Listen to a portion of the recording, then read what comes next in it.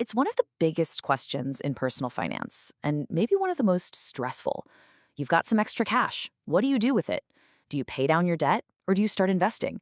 It's a huge decision, one that can really shape your financial future.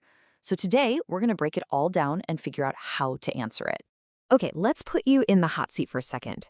Imagine this. You've worked hard and you've saved up $3,000. It feels awesome, right? But you've also got a $3,000 credit card bill just kind of hanging over your head. So what's the right move? That hesitation you might be feeling, it's totally real because the stakes feel incredibly high. And look, it's a tough choice for a good reason.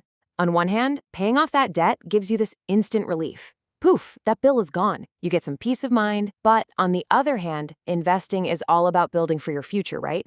It's about letting your money work for you. It's really a classic battle between security right now and prosperity down the road. But what if I told you this decision doesn't have to be based on gut feelings or just guessing? There's actually a super simple, logical way to figure this out. In fact, it all comes down to just one single number that can cut right through all the confusion and point you to the smartest move. It's called the interest rate rule, and honestly, it's about as straightforward as it gets. All you have to do is compare the interest rate you're paying on your debt to the potential return you could be earning from your investments. Whichever number is bigger, well, that's where your money should go first. Simple as that. So let's look at the debt side of this equation first. It's not uncommon for a credit card to have an interest rate around 20%, sometimes even higher. And you have to remember, this isn't just some number on a statement. It's the speed at which your debt is actively working against you, costing you real money every single day. Okay, now let's flip over to investing. If you look at the stock market's history, the average annual return, even after you account for inflation, is somewhere around 7%. So the math here becomes crystal clear, doesn't it? Why on earth would you chase a potential 7% gain when you have a guaranteed 20% loss pulling you backward? And that right there, that highlights the most important difference here. When you're weighing paying down debt against investing, what you're really comparing is a guaranteed win versus a potential one.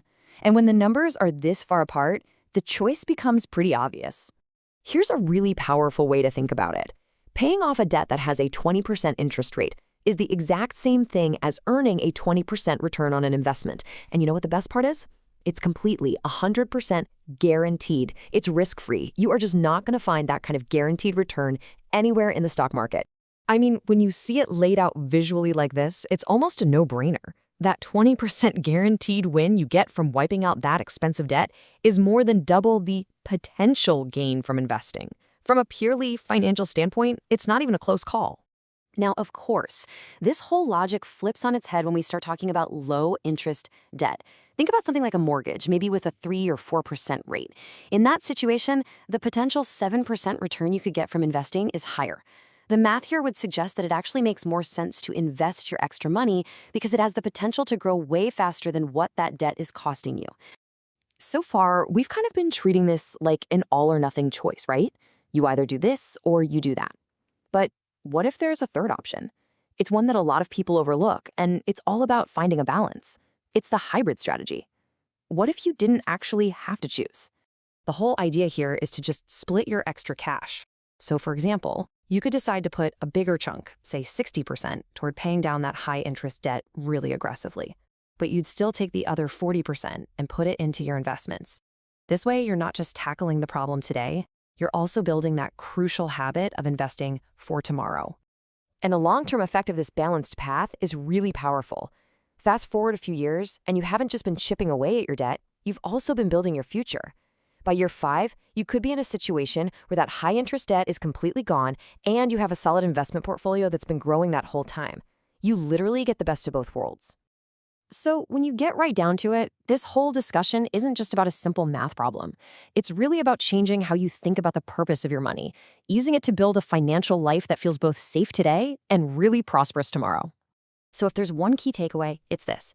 Paying off debt and investing aren't enemies. They're actually two sides of the same coin. Think of it this way. Paying down high-interest debt is all about protection. It's a shield for your present-day income. And investing, that's all about growth. It's what builds your future security. Any healthy financial life needs both. Okay, so let's boil this all down into a super clear action plan. First things first, attack any high-interest debt. Seriously, anything over that 7 or 8% mark is a financial emergency. Once that's gone, or if you only have low interest debt to begin with, then you can pivot to investing with total confidence. But don't forget that hybrid approach. It's a fantastic way to stay motivated. And above all else, remember that consistency is the real secret ingredient here, whether you're paying off debt or investing. That's what builds wealth. So there you have it. You now have a simple but really powerful framework to make this decision with confidence instead of stress. The only question left is the one you have to answer for yourself. So, what will your next dollar do? Will it protect your present or will it grow your future? The great thing is, now you know how you can do both.